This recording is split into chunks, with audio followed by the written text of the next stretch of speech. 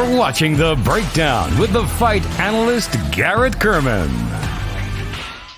And welcome back to another episode of The Breakdown. I am your host, the Fight Analyst, Garrett Kerman. We're back. We're finally back. And with us, joining us back is our man from one half of MMA Powerhour, the top MMA show on Fight TV, Mr. Colin Crandall. What's up, man? Thank you so much. All good, brother Garrett. So glad to be here, man. You rock and you kill it, and I'm just glad to be a part of that smoke. Absolutely, man. Everybody loved you last time you were coming on the show, so I had to have you back as our back show. I've been on a little hiatus. Life gets in the way, but we're back here. We're making some money this weekend. UFC Vegas 35 TUF Finale. We also got the PFL tomorrow. We got Jake Paul taking on Tyron Woodley on Sunday. So there's a ton of fights to make a ton of money this weekend. But before we get into that, how have you been doing, man? What's new on the horizon for MMA Powerhour? So yeah, tell everybody what's up. Well, we're always working on making things as good as we can. The MMA Powerhour, we're frequently trying to up our game by being able to get into a studio. Where it looks like a real amazing TV show like the Tonight Show. I think that I don't think actually that anyone is doing it. Like Inside the MMA years ago kind of did that. And then I guess you could say, like Joe Rogan has his studio, although I think he deliberately has it kind of looks still like a podcast with just like him sitting there and, but people are there in person. And I know that's one of the hardest things to do is to be able to fly people in because we all have no budget. But we're working on it. We've got a couple of possibilities, as everyone knows in the entertainment business, possibilities can frequently turn out to be just that, possibilities that never go any further, but you never know. We've got some hope, and that's kind of what our thing is. We're wanting to see if we can get the money to have an actual studio where I would actually be sitting at a desk, or something, like Jimmy Fallon, and but with MMA fighters and people coming on. So that's what our focus is now. Otherwise, we're hanging in there. It's been a tough summer for a lot of people, hot summer out here, and everyone knows people that are sick and having struggles. And, I haven't been sick, but I have close relatives that have some major issues. So it's been, it's been a bit of a tough summer, but always try to keep smiling and always love my MMA. That's my medicine. Yeah, absolutely, man. I mean, we love this sport. And as much as we love it from a fan's perspective, but sometimes, it kind of helps cope with, real life struggles in that, we love it. We watch it. We research it. We look at the tape. We interview these fighters, and not only just as a job, but because we actually love it. We love every second of it. So, loving every minute of it, as an old song says. Yeah. That's pretty cool. You guys are going, going the route of actually doing an in-studio show. I think you guys would be, brilliant for that. I mean, you guys pretty much have that kind of going on right now, just from a digital perspective. But I think you guys would absolutely kill it, in an in-studio show. Thank you, man. I really appreciate it. I really do. And I think we would have a bunch of our peers and coworkers and really good people like yourself on, if you'd want to, and it could, just make it, a really great combination of the best minds out there in this MMA analyzing and interviewing business. Yeah, absolutely, man. If you could just do me a favor, come a little bit closer. So maybe that echo can kind of stop. That's right. You were saying, okay, sounds good. Let me see, and I'll even see if I can even bring my desktop even closer to me. That could help. So I knock off 8 million. Yeah, there's some type of interference, but we're good anyway. So, but okay. Yeah, man. But who you guys have possibly coming up on the show? Throw out some names. We wanna tune in when you got some big names coming up. Okay, yeah. We're not always on a Thursday giving away that type of information now, and sometimes because we're still working to confirm. But we've got set and confirmed right now for next Tuesday's show the great UFC fighter Matthew Semmelsberger, Semi the Jedi. Nice. And really, looking forward to talking to him for the first time. And we've got some friends on the show or people we've had on our show multiple times that are fighting rather on this Saturday's card. And so we very well may have a few fighters. In fact, I'll throw out some of the people that we have that has been on our show that is fighting on this Saturday's card. We've got Giga Chikadze. We've had a few times on the show. We've got D-Rod Daniel Rodriguez. We've had a few times on the show. We have also Smiling Sam Alvey and Dustin Jacoby. And so possibly pending their being available and wanting to talk, hopefully all of them are victorious. We might have one or perhaps some of them on the show for next week. And we also know that we had Miesha Tate on the show a while back, and she has a fight coming up, and she's a big star, so it's not always possible to get her, but we're going to be seeing if we can talk to her people and see if we can get her back somewhere in the next few weeks to help promote that matchup with Ketlin Vieira. That's I like that fight. I mean, it's she took some heat picking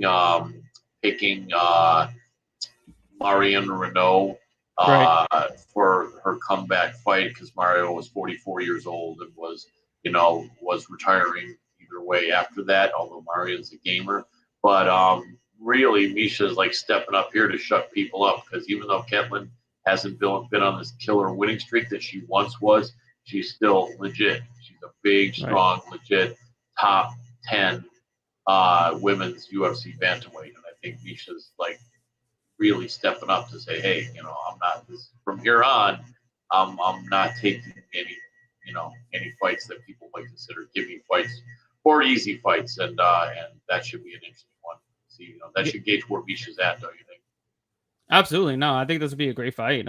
She's going against a BJJ black belt who's super tough, super strong in the clinch and the grappling. So we're gonna get some. I feel like we're gonna get a kickboxing type of match because these two girls love to grapple and they feel like they'd rather stay out of each other's strength. So we may get to see an interesting striking affair and see what Caitlin and Miesha Tate can do on the feet because we already know what they can do on the mat. So it'd be interesting to see who is the better striker of the two. That's right, and that will be found out in October in about a month or so. So a month and a half. So that's a good fight. Yeah, it's gonna be going. All right, but we are here to break down UFC Vegas 35, the Ultimate Fighter finale. I am a huge fan of the show. I've watched religiously every single episode, every single Tuesday at 9 p.m. Eastern Standard Time on ESPN Plus. I was there. I was watching, and I am not really surprised at who is there at the end. Are you surprised? I mean, other than Gilbert Urbina, but the other three, Brian Battle, Ricky Tercios, and Brady Highstand. Are you surprised that any one of those three are in the finale? No. Like you said, maybe Urbina. I didn't follow it as closely as I should. I was catching maybe a half a show here, a quarter of a show there. But those seem like some guys that were really tough. I've definitely been impressed by Tercios. I really like him, and I think he, kind of is my favorite to take it all. But no, it looks like they're just the tough guys. The cream rose to the top as usual. Right. The Ultimate right. Fighter. And another last pick make it to the finale in Brian Battle. He looked phenomenal on the show, and he showed that he's like, why the hell was I picked last? Especially over some of the guys at 105 pounds, He looked phenomenal. He looked like he should have been the number one pick. But, he's looking to prove that this weekend, co-main event, and, tough finale, tough championship on the line. I'm looking forward to that fight. Without doubt, if your name is Battle, what better career for you to be in than to be a fighter, right? Right. But the crazy part is his nickname is Pooh Bear, so it kind of offsets it a little bit. It offsets it just a touch. The battling Pooh Bear. Yeah, right. The battling Pooh Bear. All right, let's start off on the prelims. We have a fight at 135 pounds between Mana Martinez and Guido Canetti. Right now, Martinez is a minus 290 favorite in the comeback on Canetti. It's a plus 225 underdog. What do you got in this one? Definitely Martinez. I'm impressed with Martinez. I think he's definitely ready for the UFC. If I'm correct, right? This is his debut, or did he have one fight? I think it's debut, right? No, this is his debut because he was on the Contender Series 2 fights. Yeah. So I definitely think he's ready. I think Canetti is a tough, durable veteran, but one that may be on his way out. And so I think the odds are right on this one. And we can talk about props, I guess, on it if you want. Although I don't know if enough people are familiar with these guys. It's kind of, kind of one of those X Factor fights. So if you don't want to throw that in, that's all right, because I don't know what insight I'd have on how it's going to go, except for that I think that Martinez is going to win. I mean, Kennedi's fighting for his job, and that reminds me of the old saying that the animal that's running for his life, being chased by the predator who's running for his meal, usually will run faster because he's running for his life. Now, it doesn't mean he gets away, but Canetti is going to be fighting really, really hard and using whatever veteran tricks he may have, or I shouldn't say tricks, whatever veteran skills he has, and once in a while maybe even tricks or techniques that that can help. But I don't think it'll be enough here. I got Mana Martinez and a fight that may be close or may not be that close, but probably goes a distance in my opinion. Although I don't know. What do you think? I'm fairly confident Mana Martinez starches him in round 1, probably 2 or 3 minutes into the fight. Yeah, it's gonna look much like his his counterpart, his teammate, I believe, in Metro Fight City. He just fought from Metro Fight City. Oh my God, he fought Ricky Costa. Adrian Yanez, there we go. Okay, it's just a brain fart. He looks good. He's a great striker on the feet, much like Yanez. I mean, they are very similar in the type of strikers they are. Long, rangy strikers, good precision in the striking, and they are counter strikers by trade. And he just got caught in a triangle against Draco Rodriguez on the Contender Series. It is what it is. He came back, got another knockout win. And then they're like, damn, we got to sign this kid. And here he is. And he's going against Guido Canetti, who is not durable whatsoever at this point in his career. I think he's been finishing in both of his last 2 fights, one in round 1, one in round 2. And yeah, he's 43 years old at this point. He's 4 inches shorter, 2-inch reach disadvantage as well. Doesn't throw a ton of volume, gets hit a ton. He lets his opponents land 50% of their strikes. So yeah, I got my Mana Martinez winning. I have him winning round 1 plus 175. I have him winning by knockout minus 110. It's hard for me to fathom that he doesn't get this win. It's not like, I know Guido's been around the block for a minute, but it's not like he has a ton more fights. He's only got 3 more fights than Martinez. So I don't think that veteranness is really going to play too much of a factor because of the age discrepancy is just astronomical. I mean, I believe he's how much? He's 15 years younger. Yeah. I'm sorry, 17 years younger. So right. I think that age is going to be such a major, major factor. And I got Martinez just absolutely steamrolling Canetti in round 1. Yeah. Another quick note: Canetti has a record of 8-2, which could easily be 9-1 because not Canetti, but Martinez is 8-2, right. Could easily be 9-1 because one of them was a split decision. All 8 of his victories have been by stoppage, and they have all been by TKO. Right. Yeah, every single victory of his 8 victories has been by TKO, and many of them in the first and second round. So I think that if someone wants to bet a prop for the first or second round, then that would be legit. Although when you step up a little bit in class, you don't always have that exact same success, but he's an action fighter, man, and right. I think like that there's a good chance that Mana Martinez, whose full name is Leo Mana Martinez, he's going by Mana, though, right? And his nickname Mana Boy, right? Gotta love that, Mana Boy, and I think he does take it, and probably. Yeah, it's hard to say. I don't know. Canetti could last to that. This one I wouldn't encourage any prop betting, although it seems like it's not unreasonable to think that Martinez finishes it. Yeah. Yeah, it's gonna be a good fight. I think that's a great fight to start off the card as well. Yeah, I'm very excited for this fight card. Unfortunately, I'm going to be missing majority of it, but I'll let you guys in on a little bit of that later in the breakdown before we head out. But yes, I'm going to be missing majority of it. Hopefully, I can come back for the last four fights. But you guys get to enjoy it. It's gonna be action packed. I feel like we're gonna get a ton of finishes on this card, and it's gonna be a good one. I'm gonna have to go back and watch majority of it. Watch all the violence that occurs. And Darren, what's up, man? Thank you so much for joining us tonight. But let's get on. Our next fight up is in the featherweight division between Jamal Emmers and Pat Sabatini. Right now, Emmers is a minus 160 favorite, and the comeback on Sabatini is a plus 130 underdog. Who do you got? I like both of these guys a lot. I'm going to glance over at some notes here real briefly that I made and see and remind myself, get a little bit more familiar real quick. And so we got Emmers, his first fight in the UFC. They threw him to the dogs against Giga Chikadze. He barely lost, split decision, really close fight. I think he won that fight. Yeah, he could have. And then Vince Cachero, he does beat in August of last year. So it's a full year since Emmers fought. He is 32 years old, but it's only been in the UFC for a year. So that's interesting. I like that, though. Sometimes, these guys come into the UFC late, but they're already their best. They're mature, they're focused, so they end up having at least like a 4-year run or a 6-year run. But Emmers is tough. And let me see Sabatini. So Sabatini is going to be the younger fighter by 2 years, though 30 years old. This is going to be his second UFC fight.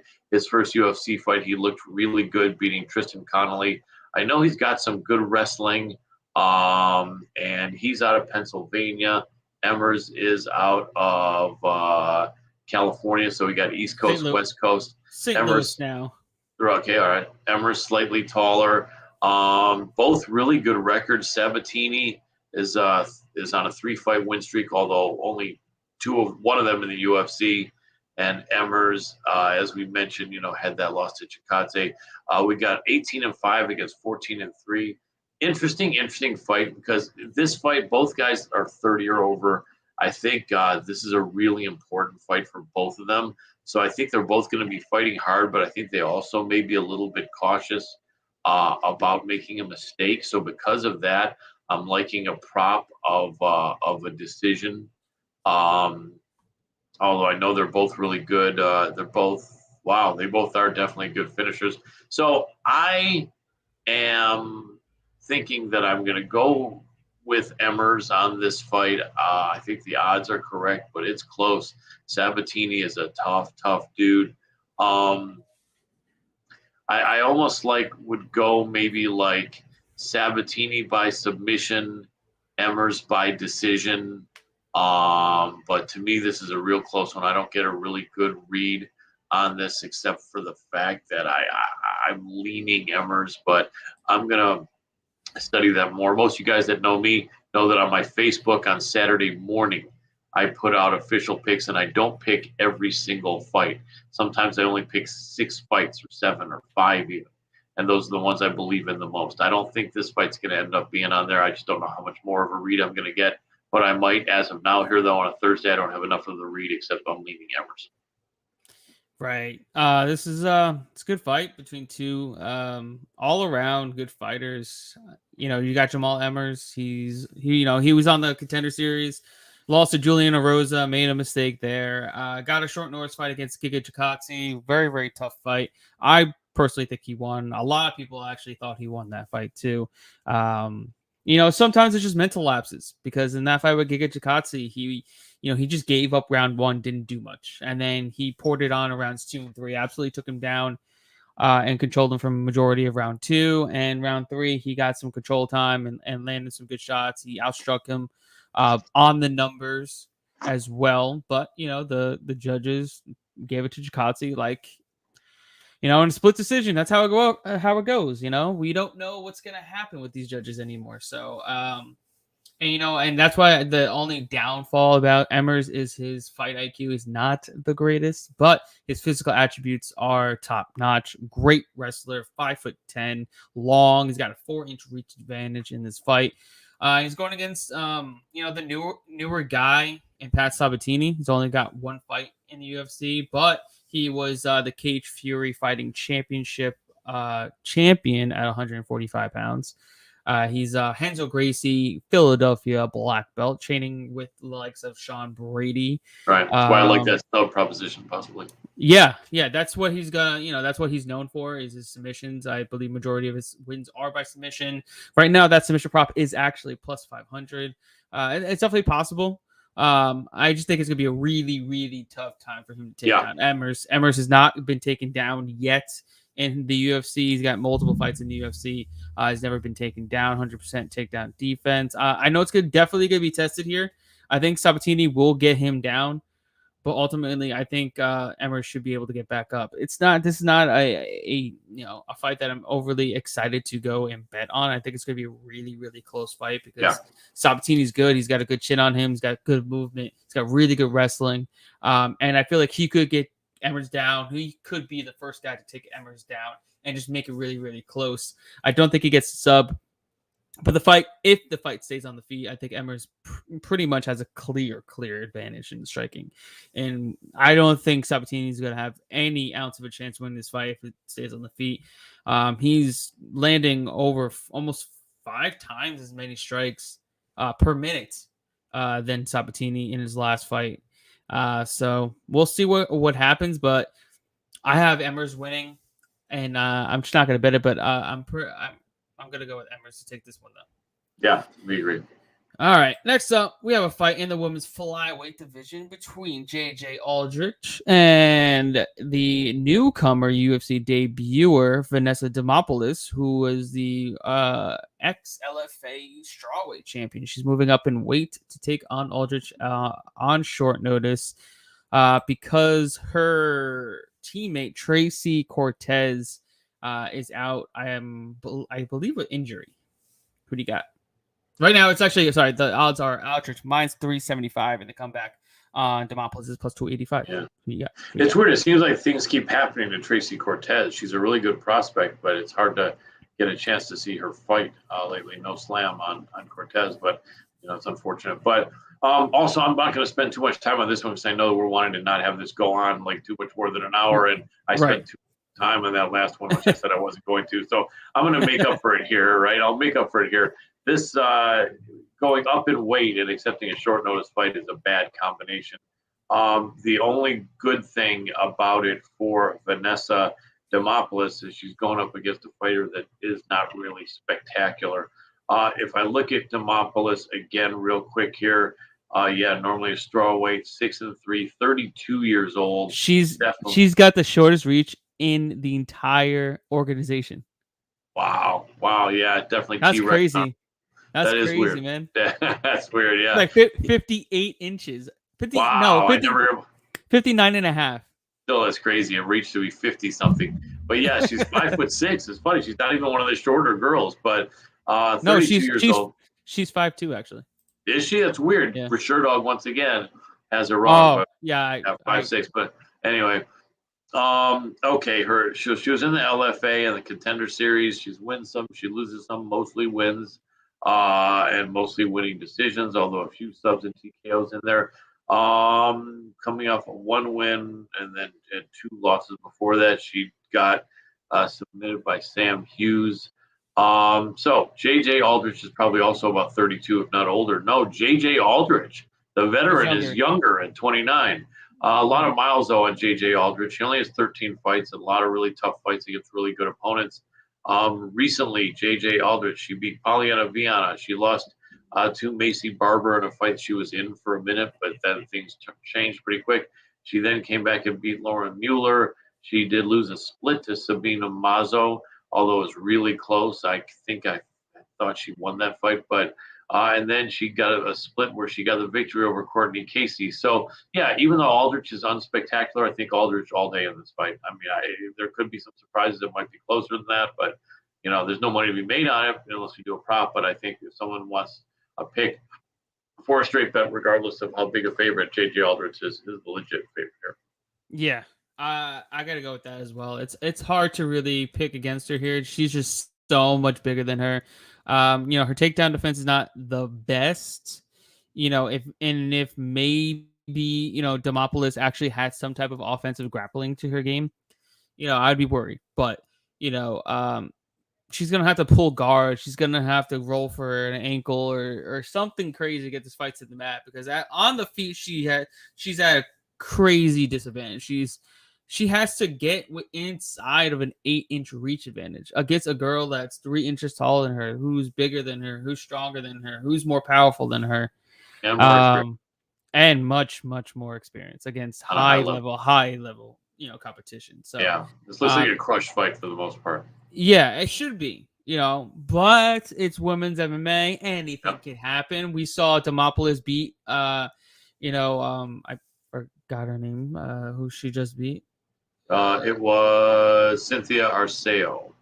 Yeah, that, and then on the LFA, and then she beat Sam Hughes. Yeah, she actually beat Sam Hughes. She beat Sam Hughes. She didn't just beat Sam Hughes. She was losing the fight, majority of the fight, and she had a Hail Mary inverted triangle. Yep. Hail Mary. Like, I'm talking Hail Mary. Yep. She was dominated in every facet of the fight, and then she pulled out a Hail Mary inverted There's triangle. no quit in her. She's a dog. Right. Exactly my point. Her to win by submission is plus 1,000. Wow. It could be sprinkled a little bit on there. 33% of JJ Aldrich's fights, her losses, 33%, because you taking into account her exhibition loss on the Ultimate Fighter. 33%, 2 out of the 5 is were by submission. Yeah, it's a possibility. I mean, JJ's got some good striking, though. She's pretty strong. Her takedown defense is pretty good. Right. So it's probably not going to happen, but you never know. Yeah, no. Yeah, it's definitely not a likely outcome whatsoever. But put $10 on to win 100, nothing wrong with that. Exactly, or even $5 to win 50. It's not. I've wasted more money on stupid shit. So right. What's $10 on a 10 times your return just for the hell of it, just so you have a little bit of something? Absolutely. I'm not confident whatsoever in that prop, but I feel like it's just a little bit wide, because the only chance of Vanessa winning is pulling off a Hail Mary submission, just like she did against Sam Hughes. Yeah, so I would just say that for guys, if you put that 10 down and you lose, just don't pick up that $9.99 flowers for your girl at the supermarket next day, and you're breaking even. There you go. I like it. All right, moving on from this fight. We got a fight in the light heavyweight division between Dustin Jacoby and Darren the Dentist Stewart. Right now, Jacoby's a minus 178 favorite in the comeback on Stewart's a plus 144 underdog. Who do you got? Gotcha. So dare I say that Dustin Jacoby is someone that I believe in. It has a really high ceiling. He does. I like him. He's been on our show before. We actually were going to have him this past week, but our producer Adam got really sick and we couldn't do the show. But pending a fight where Dustin doesn't take too much damage and comes out with a win, it's looking like there's a good chance we'll have him on next week. So I believe in him a lot. Just a double tough dude. 33 years old, but at light heavyweight, that's not that old. A lot of guys are 33, 35, 37 at light heavyweight. He's in his prime right now. He's in his prime. This is his prime. Yeah. Yeah. And even if he may only have another year or two left of it, he's in it. Right. And even after his prime, I think he can still be really talented. As we know, a lot of the heavyweight fighters long after their prime can still win. Anyway, so absolutely. Dustin's a beast. This is an important fight for both of them. Dustin, actually, if it weren't for that draw against Ian Kutalaba, which was an amazing fight, then Dustin would be on a 5-fight win streak, but still no losses in his last 5 fights with 4 wins and a draw. Taking a look on the other side, the Brit, Darren, the Dentist Stewart, was on a pretty good streak for a short while, and now it's been win 1, lose 1 for him. He lost to Bartosz Babinski. Those were unusual circumstances right when the pandemic broke out. The card in England was canceled, but a small promotion, I shouldn't say a small promotion, they're good sized promotion, Cage Warriors, immediately said, yeah, we'll bring you in, Darren, and you fight this guy, Fabinski, last second. And Fabinski won, although he's a tough guy.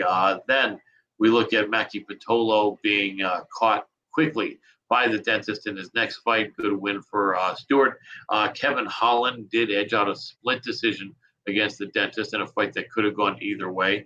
The next fight, Eric Anders, it was a no contest because an illegal knee. And Anders and Stewart were having a pretty good fight. And then in the rematch, Darren Stewart did win. So No, he's he coming lost. off. He lost. Why am I saying win? Yeah, he did lose. Yeah, Eric Anders won.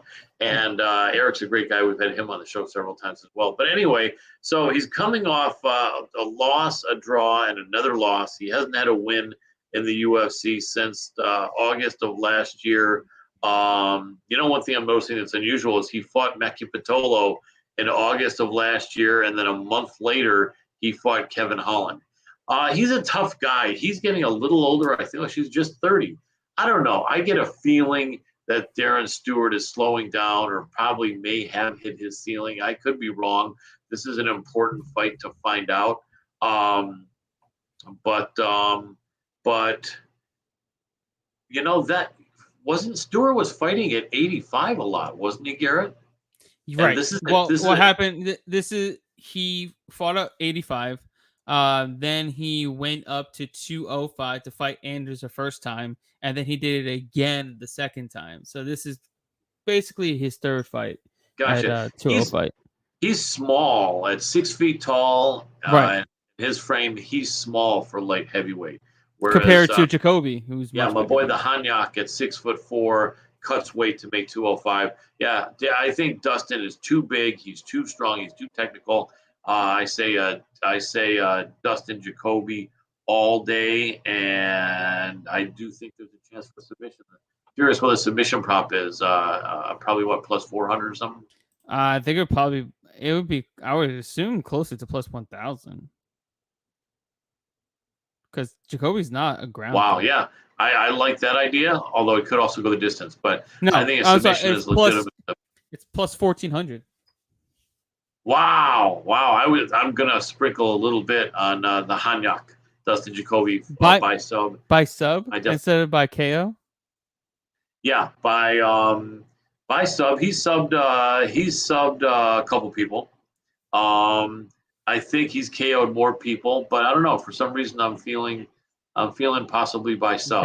That would be tremendous if you were. Yeah, it would. That. But by KO is a possibility also. But I think definitely straight bet and a significant parlay piece. I think would be Dustin Jacoby. Yeah, I'm pretty confident in Jacoby's abilities as well. He's much bigger. He's much longer. He's much faster. Of the two strikers, we know that Stewart's going to come forward. He's going to throw heavy leather. So, he's going to have to worry about that. But, taking the punishment that he did for 5 minutes like Ian Cutelaba, he can easily, take the damage that he takes from Darren Stewart at 205. Yeah. So, yeah. I'm really not worried there. I do think Stewart will, trying to grind it out against the cage. He'll use a lot of cage work, clinch work, try to take this fight to the mat. I feel like he will get a takedown or two. But as we've seen in the Cutelaba fight, Jacoby was able to get back to his feet. He was able to use the fence to get back up, and that's where he did his damage. Hopefully, we see the same kind of fight as Cutelaba, because I feel Darren Stewart after round one, if you make him work, let him, tire himself out, going for takedowns, and then you getting back up, that's extremely tiring. And I feel like he's going to eventually have to gas out at 205 pounds. Yeah. And he's just going to be chasing Jacoby around on the feet. He's not going to be able to set traps. He's not going to be able to set angles and just keep walking forward. He's just going to be following him around. He's not going to be able to trap him. So I got Jacoby winning this fight. I think minus 170, it's actually a pretty good line considering the circumstances. So yeah, I'm going with Dustin Jacoby. Yep. All right. Next up, we have a fight at 185 pounds between Sam Alvey and Wellington Turman. Right now, Turman's a minus 142 favorite, and the comeback on Smiling Sam Alvey is a plus 116 underdog. Who do you got? Well, this fight now, did Turman used to fight at welterweight, or am I mistaken? I don't believe he has, but he looks like a tailor-made welterweight. Yeah, he does. He looks like he's a small middleweight. He I is. don't know why the nickname he should have gone by was the Terminator, but spelled Turminator. His name is Turman. I was really high on Wellington Turman for a while, and now I'm not. Me too. Yeah. And it just seems like he all respect to him, he finds a way to lose. Yep. You know, if there's a way that can be found to lose, he tries hard to find it. And so he's 25 years old. So that might be part of it. He's really young. I didn't realize he was that young. 25 years old. With 21 fights, though. That's crazy. Yeah, 21 fights at 25 years old. That is good, but also means a lot of miles on him. Right. Winning fighter. Wow, he started out his career with it was 4-0 as an amateur, and then he won 9 more as a pro right off the bat. Then lost one, then won 3 more, when lost one, and then getting into the UFC, they did match him up really tough in his very first UFC fight against Baby K, Carl Roberson, and Roberson was looking really sharp at that point. And Turman barely lost a split decision to him. He went up and beat Marcos Perez, but Perez is no longer in the UFC. And then against Andrew Sanchez, he got starched at the 4-minute mark of the first round. And then he came back 11 months later, 10 months later, to get starched at the 4-minute plus mark in the very first round again. So his back is against the wall, as I mentioned previously. When you're running for your life or your career, sometimes you fight harder. Sam Alvey, I like. Sam Alvey is one of the cool, nice dudes in this business, but definitely a warrior. He's got to be 40, I would think. Let's go and check over here. Alvey, he's 30. 35. Yeah. 35. He's just been around for so long. Yeah. And he's got 48 fights. How many fighters on the UFC have close to 50 fights? Very few. It's like I think it's only Alexei Oleinik, but I don't think he's on the UFC anymore. I believe. I think you might be right. You might have got cut. But anyway, Smiling Sam, real quickly. Smiling Sam has had 5 losses and 1 draw in his last 6 fights. Now, he has fought really, really good guys at 205. Yeah, and the bottom line is at 185, he had more of an advantage, but it's a hard cut the older he was getting. He was doing really well in that Julian Marcos fight before Marquez turned it on. Yep. Ryan Spann barely got by Sam. In fact, I think Sam won that fight. I think Sam almost knocked him out in the first round. Yeah, it was really, really close. Jimmy Crute is a tough guy. This is a weird fight. I mean, they both, in all honesty, both of these dudes are in danger of losing their job. Let's just say it. It's unfortunate. But I don't know. What are the odds on this? Turman slight favorite? Turman slight favorite. Yeah. I would stay far away from betting on this fight, except if I was forced. I'm going Alvey. I'm just going Alvey. I think his experience, and I think he's the bigger guy. They're both going to be fighting hard. I don't be surprised if this fight is one of the better fights of the night. I can imagine both these guys knocking each other down once or twice and just going at it. But I'm leaning Smiling Sam. Yeah. I've been on the fence with this fight. Turman has definitely given me some fits because of the fact that I bet on him in the last 2 fights and he shit the bet on both freaking fights. Yep. So I was very upset with that. Yes. But I'm feeling Sam Alvey here. Yeah. I don't like his line minus one plus 116. I think it's too close. So what I'm gonna do is I'm gonna take that man by knockout at plus 300.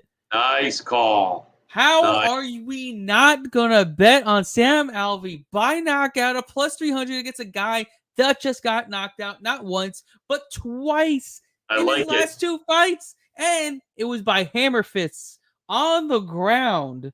Okay, it's not like this man just got starched while he's standing up. Well, he did against Andrew Sanchez. Right. He also got starched on the ground by hammer fists. So I am going with Smiling Sam Alvey by knockouts plus 300. Please give me all of that. There's I'm not gonna go heavy on it, but you give me 3-1 odds on Sam Alvey just landing one punch. The dude has 82% takedown defense. He doesn't get taken down. And then Wellington Turman, all he does is go for takedowns, and he gets hit a ton on the feet.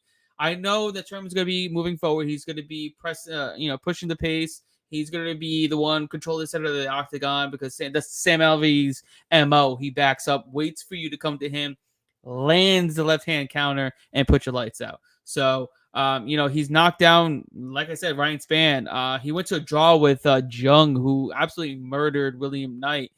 So he's going against like these young guys. Julian Marquez, he gave problems to. Yes. All these young guys, he's really giving hard fights. And then incoming another young buck in Turman, who's already undersized at 185, going against a former light heavyweight. Yeah, give me the power of Sam Alvey. Give me plus 300 on the knockout. I'm taking Smiling Sam. Let's get this done. That's right. Yeah, 185. That's right. This is a good fight, and hopefully Smiling Sam doesn't have any problem with the weight. But otherwise, he takes this. And I like plus 3. I was thinking a good nickname for Wellington Turman might be "Where's the Beef?" Because Beef Wellington, right? And then, you got is that awesome? You got such dad puns. It's crazy. I do. I am the king of dad jokes. All respect to Mr. Turman, but man, you see in this corner, Wellington, where's the beef? Turman. And it's like beef Wellington, man, all day, all night. People will eat that in the fine restaurants. Anyway, I know it upset my stomach, though. Especially, here's what you don't ever want to do, especially if you're over 40. You don't have to worry about that for years, but don't ever go out and get a beef Wellington dinner with some strong wine and even stronger coffee after the meal. All bad. Let me tell you, don't do it for your stomach. So that's advice for when you get older, Gary. I appreciate the life lessons you're giving out to just not me but our viewers as well. My pleasure. Happy to do it. So yeah, we got the same. All right, here we go. All right. Next up in the middleweight division, we have a newly made fight between Alessio Di Chirico and Abdul Razak Al Hassan. Right now, Alessio is a minus 235 favorite, and the comeback on Al Hassan is a plus 186 underdog. Who do you got? Okay, so I'm not going to spend too much time on this one, but Chirico is an unusual dude. He had 3 losses in a row. Kevin Holland, which, Kevin was really killing it at that point, and may still be again. Mahmoud Muradov's a tough dude. And then Zach Cummings has been on our show many times, really skilled veteran. Came back and looked really good against Joaquin Buckley. And all of a sudden, he's a really big favorite when the reality shows that he just saved his job by that win over Buckley. However, he is 31 years old, which is not that old. He's kind of right in his prime for a middleweight. 18 fights. He's out of Italy. Still, I think he's training out of Italy. Al Hassan, Abdul Razak, all of a sudden was a killer, and then he wasn't a killer. Judo Thunder out of Fortis MMA, really good school. They've been really starting to do good the second half here of 2021. Al Hassan rolling off of 3 losses in a row. He started his UFC career. He's actually been in the UFC longer than I thought. He's been in the UFC since 2016. But what really brought him to people's attention was a 3-fight win streak he had in 2017 and 18 against Sabah Homasi, 2 fights against Homasi, who I guess was brought over briefly from Bellator. And reverse. He was on UFC, then went to Bellator. There you go. Okay. And then Nico Price, and then he did lose to Munir Lazez, who's a pretty tough dude. Right. and Chaos Williams did get revenge. No, I was talking about Buckley. Chaos Williams is a teammate, by the way, of Joaquin Buckley, but they both fought different guys in this matchup. And then losing to Malkoun. This is such a weird fight. One guy's coming off of 3 losses, and the other guy, saved for winning his last fight, he was coming off of 3 losses. This is one of the fights that I think you and I talked about a month or more ago. That like this screams, stay away from this fight. I feel to professional gamblers, it really does. I know that a great mind like yourself probably has found an advantage on one end. I haven't found it yet. I don't know if I'll even find it by Saturday. What I would say is in a fight like this, dog or pass, especially when there's pretty big odds. It seems like the odds makers are so sure that just off of that one fight that did Chirico is an absolute killer, and so sure that Al Hassan is dead, which may be true, but I would maybe put in small money on the dog just for the heck of it, because I don't feel good about laying over 2-1 odds on Alessio Di Chirico, although he could very well win. Anyway, that's me being on the fence, I guess.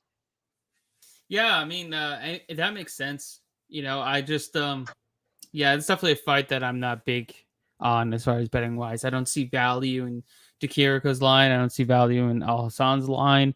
Al Hassan, his last fight. I mean, the person he was supposed to fight, I guess, Nato.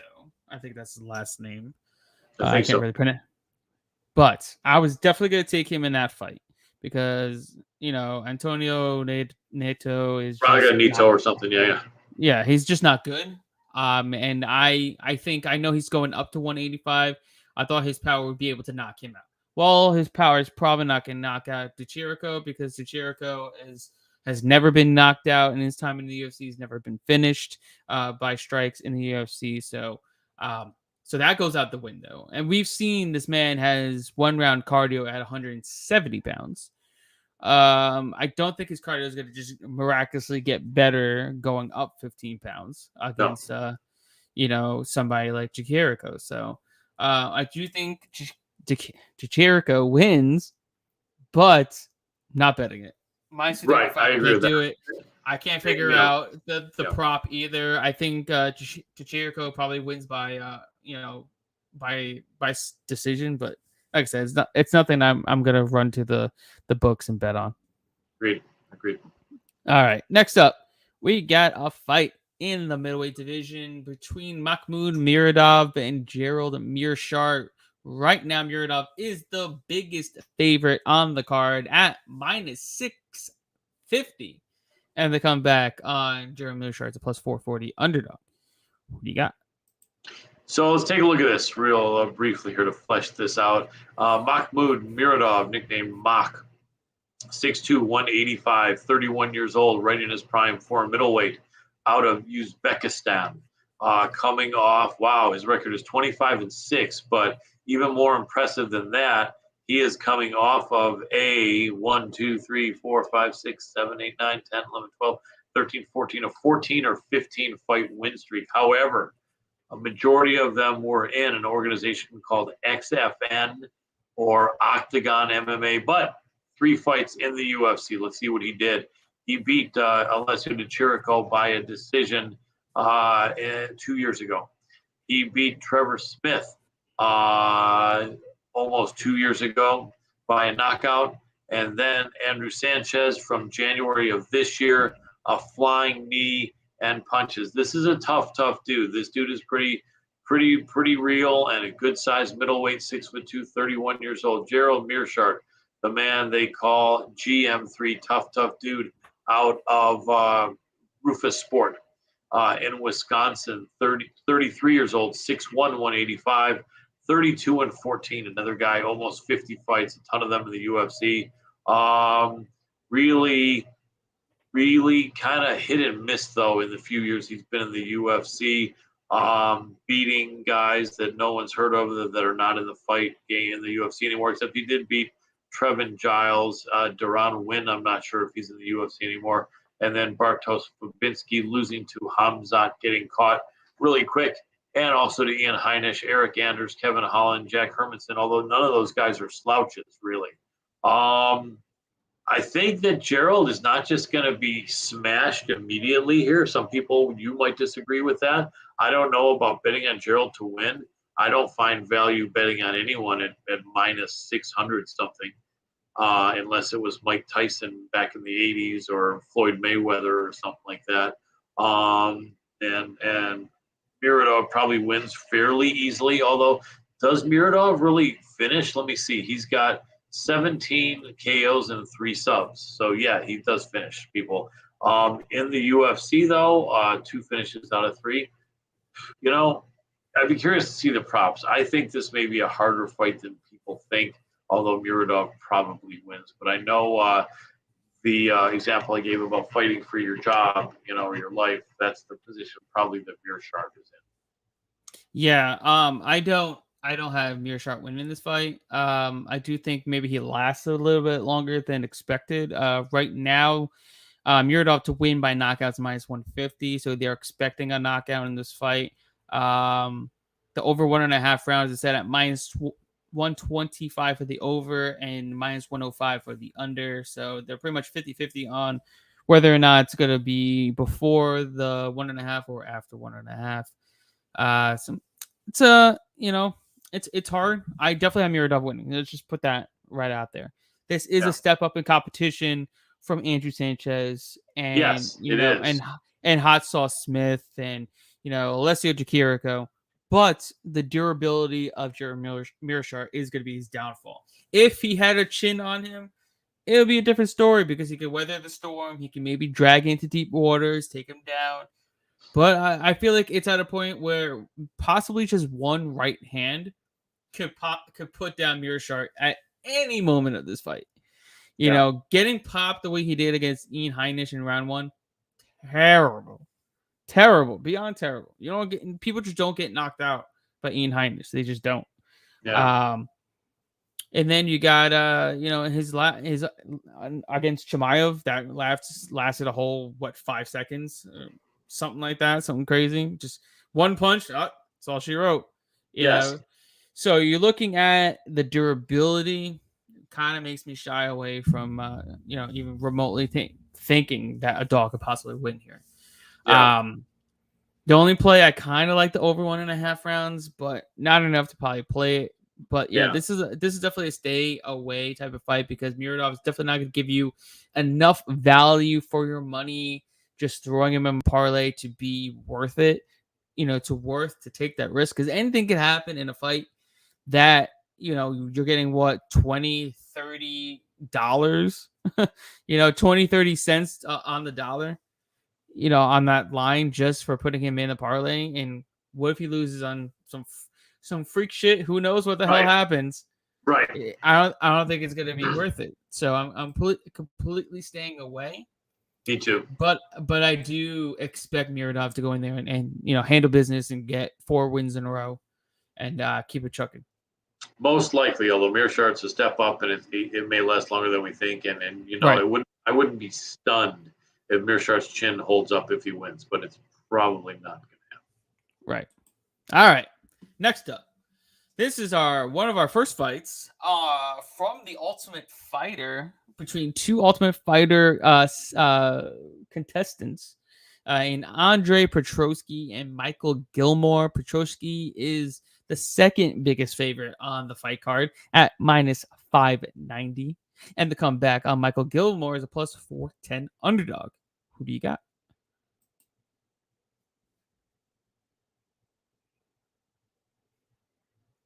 He's doing something weird there. You don't have to fix it. All right. Petroski's 30 years old. 185, fortunately, is a weight that you can be a little bit older and have a longer shelf life. He had his 1 loss only last year, and other than that was 5-0. Another guy coming into the UFC with only 6 fights, although the experience in the Ultimate Fighter will really help. Looks like a really tough dude out of New Jersey, your neck of the woods there. Although you're Florida. Well, you grew up in New York, New Jersey area, right? He's actually training over in Murcielago right now. It's funny you'd say that. That's where my friends are. Not only it's my friend is Curran Jacobs, the catch wrestling champion, who's undefeated in MMA, but you also have Chaos Williams, and you have Buckley over there. I did not know that. I've got to add, and so Petrosky's over there. I got to give Curran a call. Petrosky is at Renzo Gracie Philly, while Michael Gilmore is at Murcielago. Yep. Okay. So you know what? They're really tough over there at Murcielago. Let me take a look here. The gentleman, Michael Gilmore, 34 years old. Man, I was complaining that the other guy's 30 starting his UFC career, 34. So man, not a long shelf life left there. But he's 6-3, 5'11", and 185. Good record. Well, he's coming off 3 wins in a row. I'll tell you what, Murcielago is tough dudes. Murcielago are tough dudes. And I really think one of the secret weapons they have is my boy Curran Jacobs, who is a really good jiu-jitsu guy and a really good wrestler, former team captain of Michigan State Spartans for, I think, all 4 years, or at least 3 of the 4 years he was there. I would say don't sleep on Gilmore. Probably Petrosky wins, but don't sleep on Gilmore. I don't want to lay all that chalk either. So in all honesty, out of Murcielago, I'm giving Gilmore a chance here. And I maybe don't advocate people bet a whole lot of money, but I think that I think Gilmore's live. I did not know he was with my guys there in my home state of Michigan. So I'm biased, I guess you could say, but I think he's live. I think more than likely, though, it looks like Petrosky's a better fighter, but I think this is going to be an interesting fight. Yeah, I've watched both of them in The Ultimate Fighter. Michael Gilmore came in pretty much on short notice. He stayed in Vegas after not making the show. They told him to stay. He's like, I'm going to stay around. I'm going to be ready just in case anything happens. One of the fighters had got an injury and he had to pull out. So Michael Gilmore stepped in. He faced Gilbert Urbina, got subbed in the first round. So we know what his glaring weakness is, which is his defensive wrestling and his defensive submission game. All 3 of his losses have been by submission, and Petrosky's claim to fame is his wrestling, his top-notch wrestling, his heavy ground and pound, and his submission game. And now he's training at Renzo Gracie over in Philadelphia with Sean Brady, with Pat Sabatini, and those types of Philly fighters. And I think he goes in there, takes him down, and gets a submission. I'm taking him by the submission at plus 115. I think we're getting a great line there against a guy. Petrosky, majority of his wins are by submission, and all of Gilmore's losses are by submission. So I'm going to take a shot at plus money on a guy that goes for submissions. That's very possible.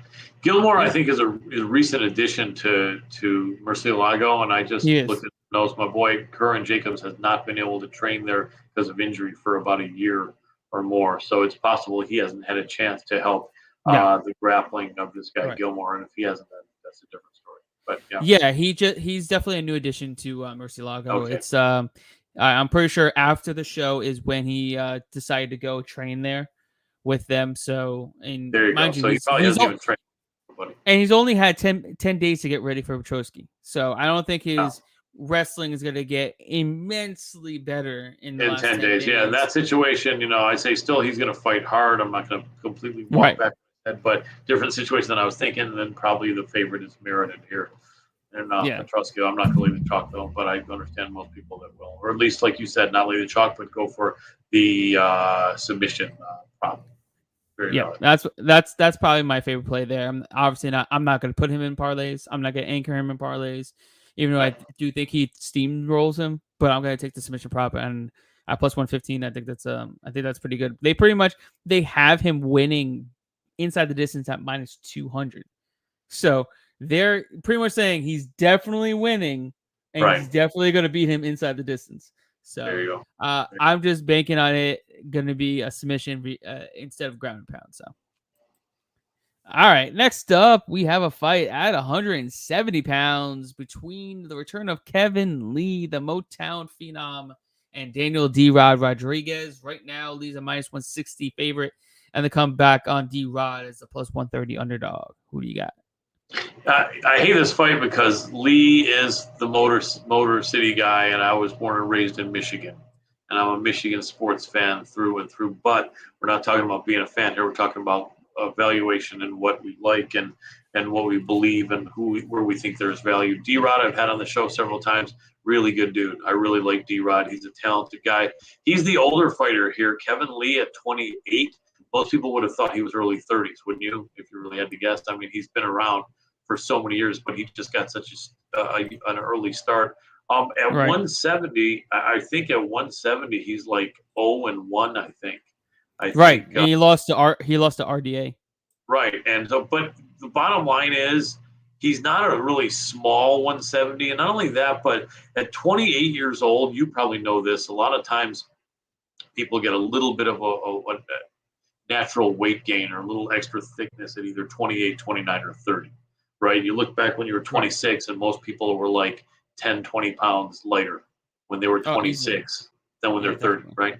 And so I think this probably is the weight class he has to be at. So, so he's going to be bringing his skills, doing some training at TriStar, according to Sherdog, which is probably not right as far as we're. He's been working. He's been working at Extreme Couture for this fight. That's right. I do remember hearing that. But he has Faraz Sahabi flying in to help corner him. Okay, so he's still connected with TriStar. Okay, and that's no, they're good. No slam with them. Okay, so the younger man is Lee, who's also the more experienced UFC fighter, although he has not had a lot of wins lately. Lost to Charles Oliveira. There's no shame in that. Beat Gregor Gillespie, which was awesome. Then lost to RDA, lost to L.I. Quinta. Beat Edson Barbosa, lost to Tony Ferguson, and then had beaten Michael Chiesa years back. Daniel Rodriguez, D-Rod, is 34 years old, but a young 34. Not a lot of damage on him, 15-2. Looking really good in all his fights. Nicholas Dalby seemed to kind of have his number or catch him when he had too many back-to-back fights. I think that was his fourth fight in 2020. So I give him a little bit of a pass on that loss to Dalby because I think he was really worn out and had been fighting maybe too much. But I like D-Rod. I like D-Rod in this fight. It's going to be really interesting. I just think D-Rod will be the bigger guy at 170, and on the feet, D-Rod's the better fighter. Wrestling, I'll tell you what, I'm seeing a trend lately that unless you're like a really elite level wrestler, unless you're like a Gregor Gillespie or a Habib or a DC or people like that, a lot of people's wrestling is not working. Just the takedown defense is becoming kind of an art form for a lot of fighters, and essentially it seems like all but the elite wrestlers find out that their takedowns are being shut down and then just say, all right, forget it. I'll just stand here and bang. And I feel like that's probably what's going to happen with this fight. And if I'm wrong, if all of a sudden Kevin Lee all of a sudden transforms into Gregor Gillespie or a Gable Stevenson or something overnight, then God bless him. But I don't think so. The threat of the takedown might make D-Rod a little bit tentative, but D-Rod is so relaxed in there. I got Daniel Rodriguez in a tough fight here. But again, it's a close fight. I'd put some money on D-Rod, but I wouldn't put more than maybe like 1 unit, perhaps, or a half a unit. I believe in him. I think he'll win, but this is going to be a good fight. Curious to see what you think. Yeah, I think the same. This could be a great fight. I'm definitely looking forward to it. Daniel Rodriguez, 15-2. Kevin Lee, 18-6. Daniel Rodriguez could easily be 16-1. You know, that Dalby loss was very controversial. But Kevin Lee hasn't fought in 18 months, had 2 surgeries since then, and he has to come in and wrestle a much bigger, longer Daniel Rodriguez, who also is a 10th planet black belt, who's never been submitted. He's shown good takedown defense thus far in the UFC. If he does get taken down, he normally does get back up. The only time he does have trouble getting back up is when he's taken down in the middle of the octagon. As long as he's up against the cage, he knows how to use that cage so well to post up and get back to his feet. So I'm not really worried there at all. And on the feet, I think he has, a massive advantage. You're talking about he's landing almost 5 more strikes per minute, than Kevin Lee. He's throwing double the amount of strikes per minute than Lee. So, Lee's going to have to resort to wrestling often and a lot against the much bigger Daniel Rodriguez on 18-month layoff and 2 knee surgeries. Yeah. And he's also talked about how he's had some troubles with southpaws in the past. So, it's going to be interesting to see how he does coming back. And, but yeah, I'm going to go with D-Rod here. Yeah. Also, yeah. D-Rod's also the biggest opponent of Kevin Lee's career by a massive margin. This is the first actual welterweight he's faced, because he faced RDA, who is a former lightweight and who's very tiny, and still beat Kevin Lee. Right. I agree. I think this is probably a D-Rod win, and Kevin's going to fight real hard, though, because he really needs the momentum. He needs the mojo, going. But I don't think he's going to get it. D-Rod's just, riding high, and D-Rod's, still in his prime, although maybe only for another year, and then he's going to be over 35. But I still think even then he's going to be a killer. But I think D-Rod is just maximizing his potential here, right in his prime, and I think he's going to be a legit threat. I think he cracks the top 10 very soon. Daniel Rodriguez, possibly. I think so too. If he wins this weekend, he definitely does. Yeah. Yep. All right. Next up, we have one of our finalist fights of the evening for TUF 29 in a fight at 135 pounds between Ricky Turcios and Brady Hiestand, or Hiestand, whichever it is. I think it's Hiestand, yeah. I think it's Hiestand as well. Right now, Turcios is a minus 170 favorite, and the comeback on Hiestand is a plus 138 underdog. Who do you got? Definitely a Ricky Turcios. I'm looking at Hiestand here, 22 years old. That is young. That is like a baby in the sport. Little Michael Chiesa protege there. Right. And sick jitsu out of Spokane. 5-1, 5'8", 135. His one loss, he did get stopped, and that was almost 2 years ago. And switching over to Ricky Turcios, he is 28 years old, which is much better age than 22, in my opinion, to be in the UFC. No, I guess you don't have all that extra time ahead of you, but yes, I think you're way more seasoned and way more mature. 5'8", also 135. Team Alpha Male, which has been doing really well lately over there with Uriah and the boys. 10-2, and he is coming off a win and a loss against Mana Martinez, interestingly enough. That was 3 years ago, though. And so actually he only had that one win since then, or one fight since then. But yeah, this could be a really good fight. They know each other very well. I have a feeling when guys who know each other this well fight, they're going to be probably maybe a little bit cautious and careful. So if there is an over 1.5, I would like that prop in this fight. Although Turcios is a beast, he's a really smart guy, and I think he's a really talented guy. I think he's legit as hell, and I think there's value. I'm all over Turcios here, even though UFC debuters, again, even in the Ultimate Fighter, I would even. When I'm all over it, to me, all over it, when guys who don't have that much information in about them, all over it would be like 1 unit. I'm not talking about all over it like 2, 3, 5 units. Not for guys with an X factor like this. I just think Turcios looks like he's the real guy here of the two, but it could be a close fight. I like Turcios though. Probably decision. Well, I am looking to take the underdog here. Oh, snap. And your background still looks better than mine. Don't worry. It still looks better than mine. Brady, he said. Okay, I'll get there in a second. Give me a second, guys. Don't worry about it, brother. You want me to take the floor here while you're doing that? All right. Yeah. So this is going to be an interesting fight. We have just established that I have picked Ricky Tercios. I don't think we have been against each other on any of the picks here for the most part, but I think we're about to be.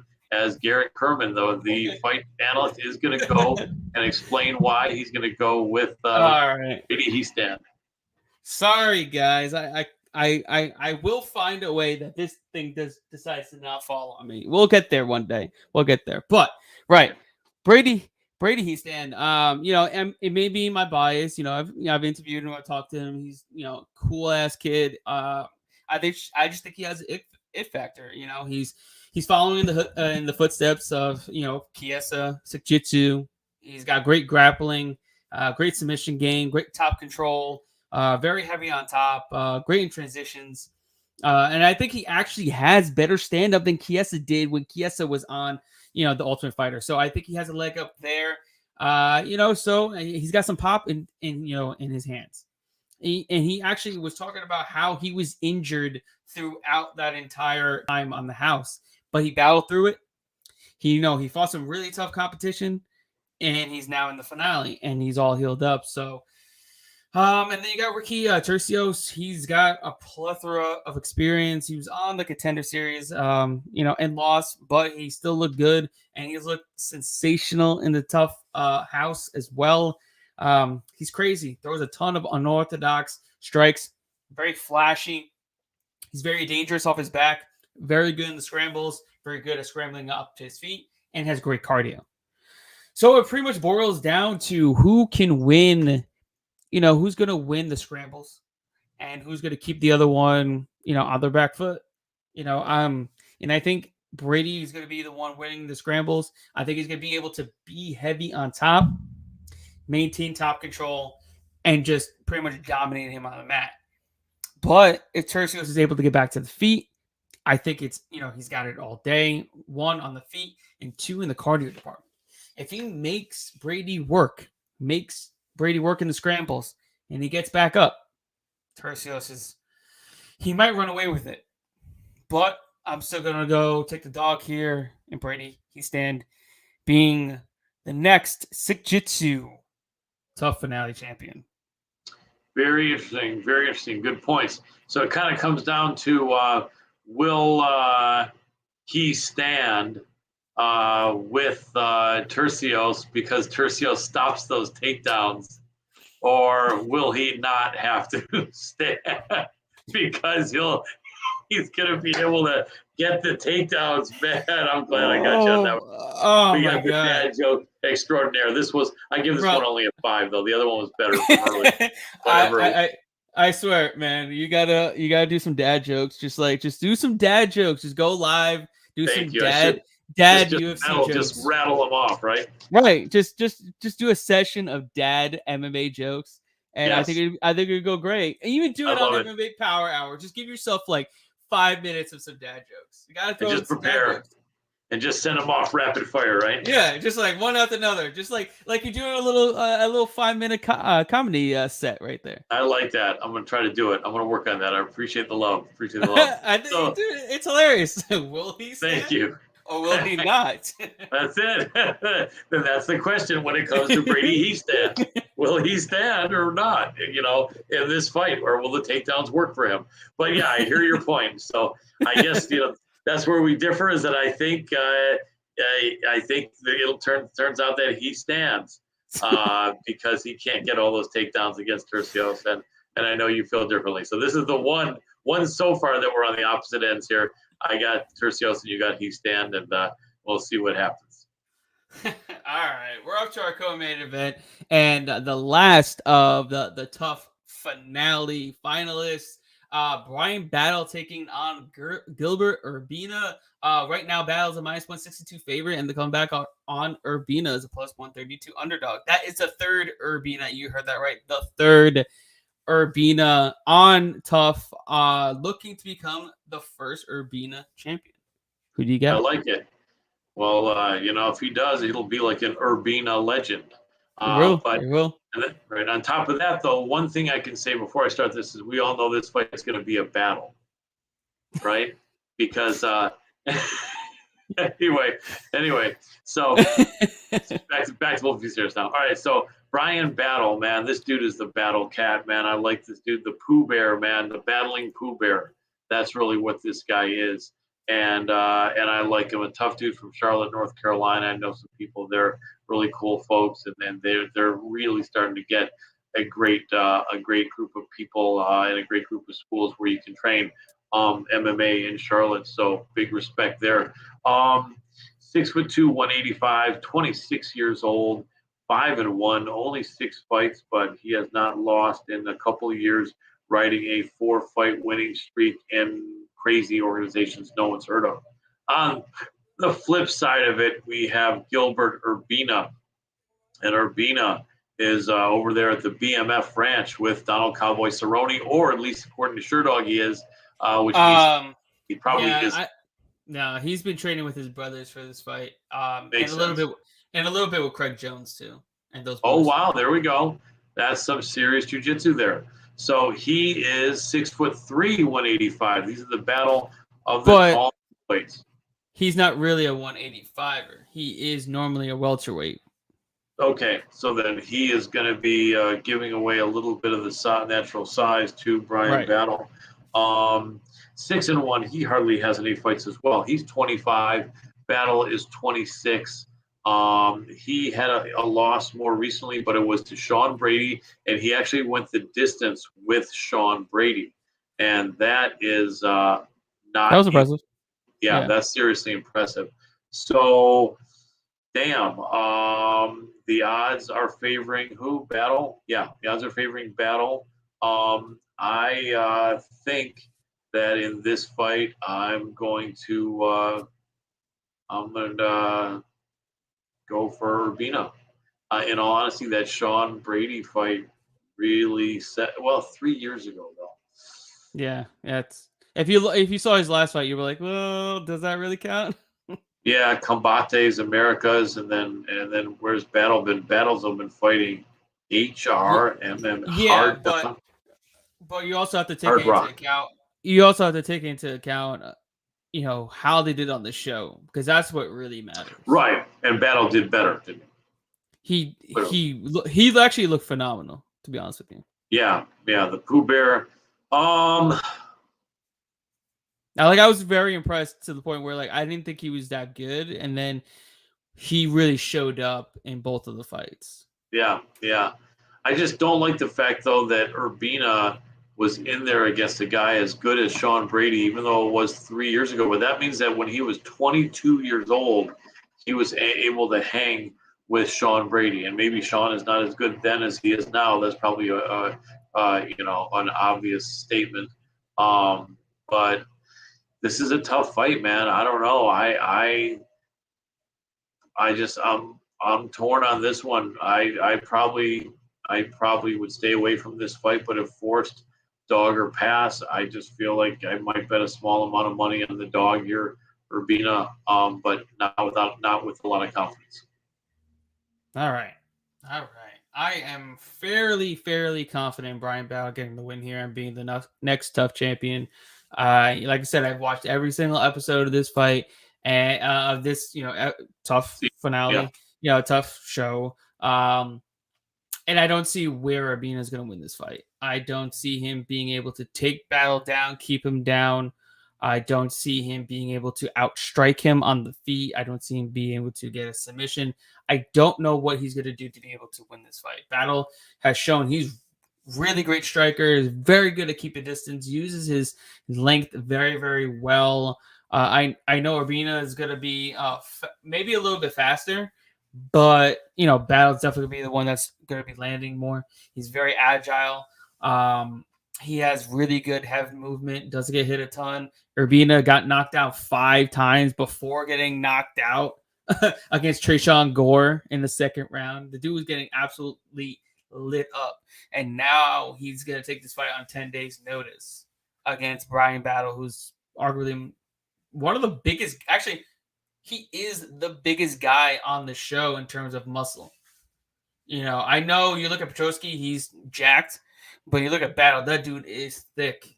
That dude is super thick. He's 6'2", also much bigger than Petrosky. And he was able to defend the takedowns from majority of the first round. I know Petrosky got his back in round 2, but he was able to, round 1, and he's able to, he defended it very, very well. And then after that, he beat the brakes off him in round 2, and then caught him in a guillotine. It was a thing of beauty. And then Battle won against Lakniov. I forgot his name, but arguably he beat the 2 best middleweights on the show. And Urbina beat Michael Gilmore, who was a late replacement. Yeah. And then he lost to Trayshawn Gore. So, and now he's in the finale after getting knocked out by Gore. So it's not like he, dogged himself to get to the finale. No. Battle dogged his ass to get to the finale. That dude went through the ringer. He was last pick. He went up against one of the top picks on Ortega. I think the number 2 pick against the number 6 pick or so. And he went on there and dogged his ass. He absolutely beat the brakes off of him. And they beat the brakes off of Petrosky, who was their number 1 pick. So he beat their top 2 picks. Their top 2 middleweights he beat. So I believe in his abilities, and I think he's going to get it done. And then I just think he's a sneaky guy. Like I said, he's very big for the division at 185. He's very strong. And his striking looks really, really good. I like Urbina. I like his personality. I like the storyline of him being the 3rd and final brother that's on the Ultimate Fighter, fighting for a chance to have a contract to be the champion. I like all that, but fortunately, he's got a really uphill battle. See what I did there? Uphill battle. You got it. There we go. I appreciate it. Zing. Cool. Yep. So it's going to be tough. Definitely going to be a battle, this fight. You should be both guys should fight hard.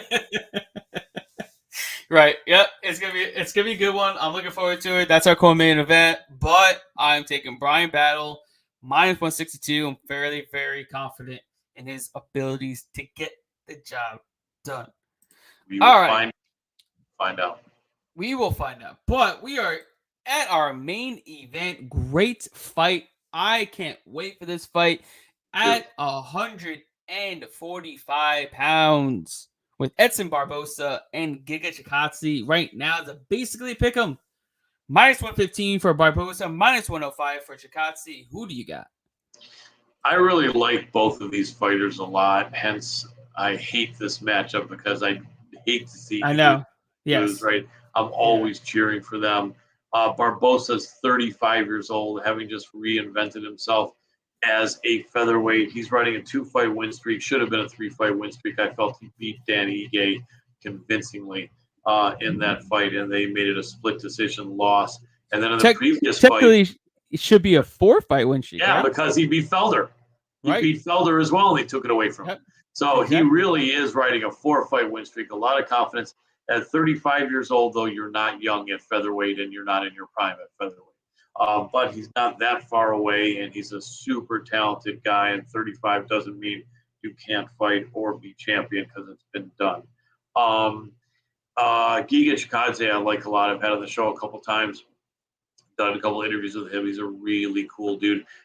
King's MMA is doing really good. They've had a couple losses, but a lot more wins than losses in both 2021 and 2020 and 2019 under the tutelage of Rafael Cordeiro, formerly of Shoot the Box, many years in Brazil.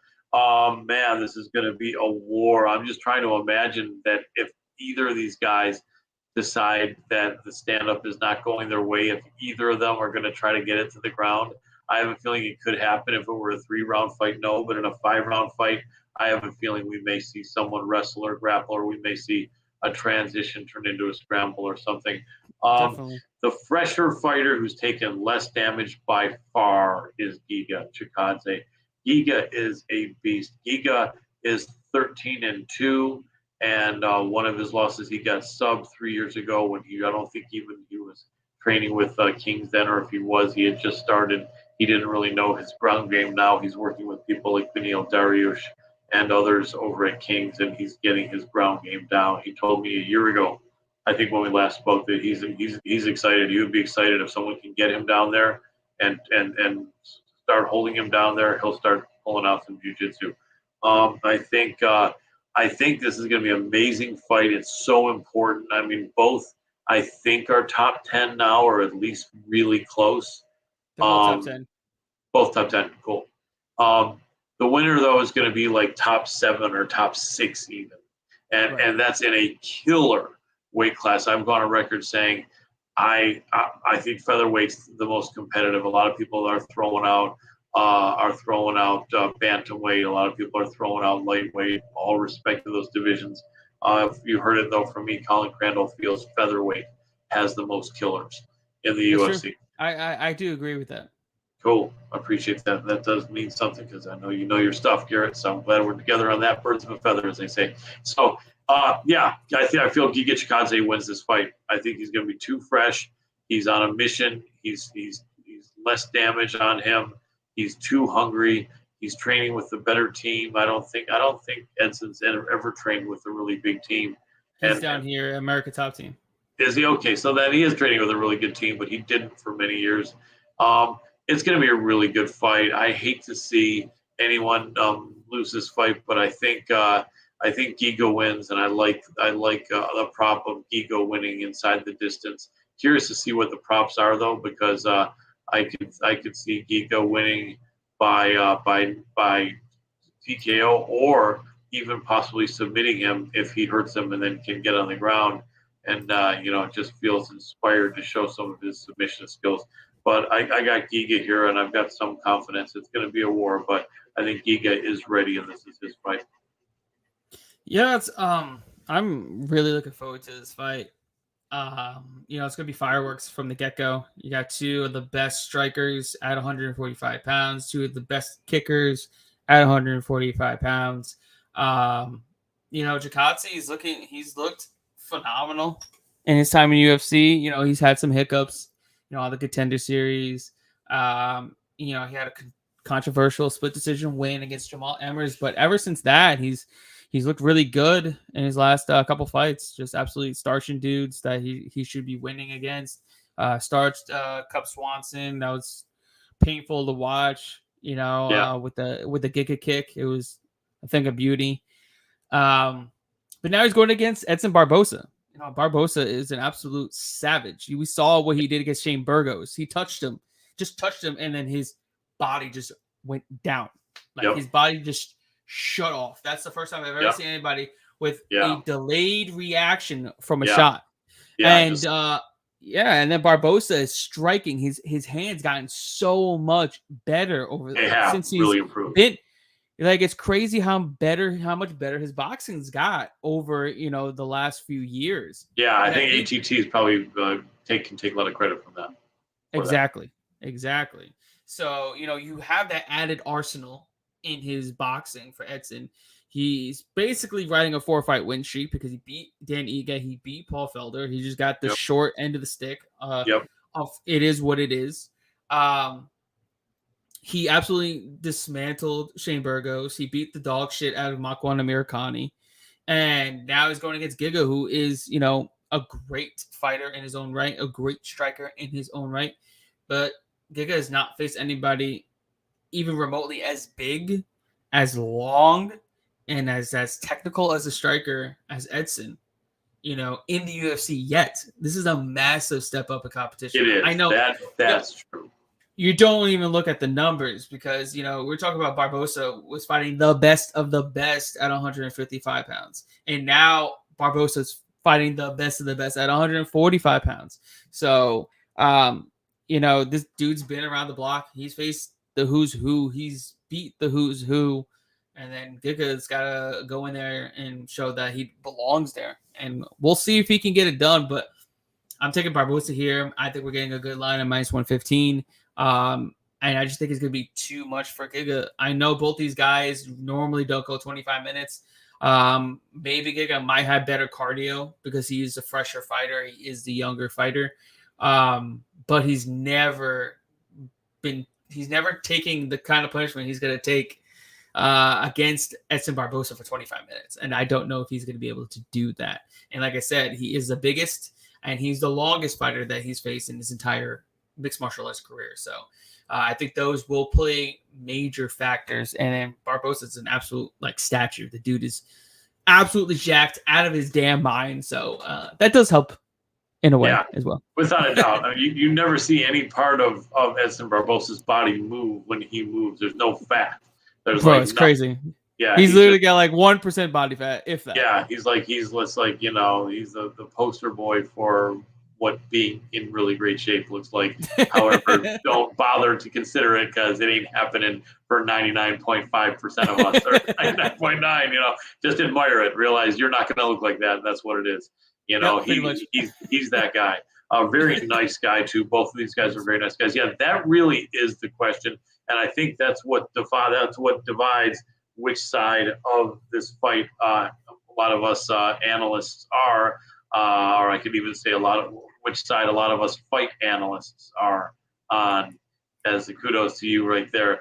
But the question being, do we believe that the step up in competition is going to be too much? Do we believe Giga is down for this, that he really is ready for this or not? And both thoughts are legit. You're on the one side where you feel really he isn't. This is going to be just too much. And I'm on the side that I think he is ready. Because of that, I wouldn't bet a ton of money. I think probably the people that are on the side of Barboza, like yourself, are more confident than those of us that are on the side of Giga, although I can't speak for everyone. But yeah, it's going to be a great fight. And I, like I said, when I'm as confident as I am in Giga, I'm probably looking at 1 unit. You know, there's a lot of fights on this card that I'm looking at throwing 1 unit on. And I'm not always that conservative, although I tend to be as an older guy. I don't want to set a trail of like being 10 units down this week and 20 units down that week. And so I'm not really being as big as a risk taker as some younger guys like yourself. But still, this is a lot of close fights on this card, and a lot of fights that it's hard to find value and it's hard to find an advantage. And I think this is one of them, at least. But I do think Giga can do it. I think it's going to be amazing, though. And I think there's going to be some back and forth. A lot of fights you say in the first, not you say, but people will say in the first minute or two, we'll be able to see how this fight's going to go. I don't think this is one of them. I think this fight is going to go back and forth. And then maybe at some point we're going to see which guy maybe is better. And then maybe they coast the rest of the way possibly. But I think there's going to be a little bit at least of twists and turns, and there's going to be a lot of pain and a lot of excitement. Probably fight of the night. And I hate when that happens because it means the guys that are being paid the most, the guys that are getting the prestige of headlining it, even though it's not a pay-per-view card, are probably also going to get the fight of the night bonus, and they least need it. So I kind of hate that, but maybe I'm wrong. Maybe one of these other fights are going to be a barn burner, but there's no way this fight's going to be a dud. Is there any way this fight's going to turn out to be like Derek Lewis and Ngannou? No. Hell no. Yep. So this is going to be exciting. It's going to be amazing. I can't wait for it. Absolutely, man. This is going to be a great fight card. Definitely ends with a great main event at 145 pounds. But that's our breakdown for this week's fight card. UFC Vegas 35 and TUF Finale combined. But with that said, where can everybody find you, my man? Where can everybody find you? Absolutely. Follow. Other than resting after a tough workout with a painful back and neck, they can find me sitting in my apartment. But I know that's not what you meant. Other than that, though, you can find me on the MMA Powerhour on Fight TV, on the Hannibal TV, on YouTube. You know, Hannibal the Cannibal. Just take out the cannibal part. This guy's a great guy with a big channel, almost 300,000 subscribers on YouTube. And you can check us out there every week and on his Facebook. And then our Facebook as well, MMA Powerhour, Colin Crandall. On Facebook, I think there's a couple of us, Colin Crandalls, but you recognize my face and all the MMA stuff when you find the right one. And also, we are on Fight TV, and then the time is Tuesday nights between 6 and 8 p.m. Pacific time. Is when you can see our show, and it stays up. Hannibal keeps it up on his channels, and Fight TV, FITE.tv keeps it up. You can see an archive of about 100 shows, maybe more. We've been doing this since March of 2017. Seems like only yesterday. We really appreciate you. Tell a friend. And check us out, man. MMA Powerhour coming at you with great information and entertainment every Tuesday, and we appreciate the support.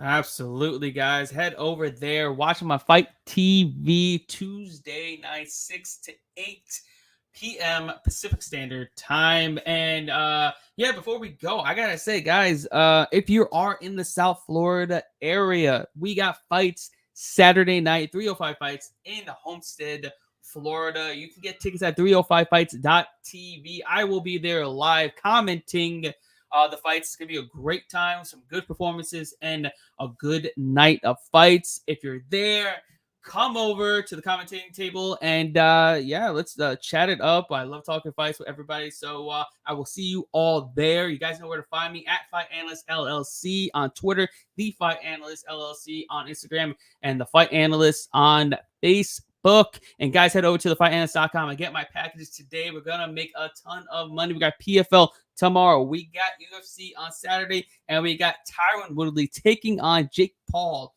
on Sunday. With that said, we will see you all cashing out at the ticket window. Until next time, you guys have a great night. Peace. Thanks, Gary. You're on.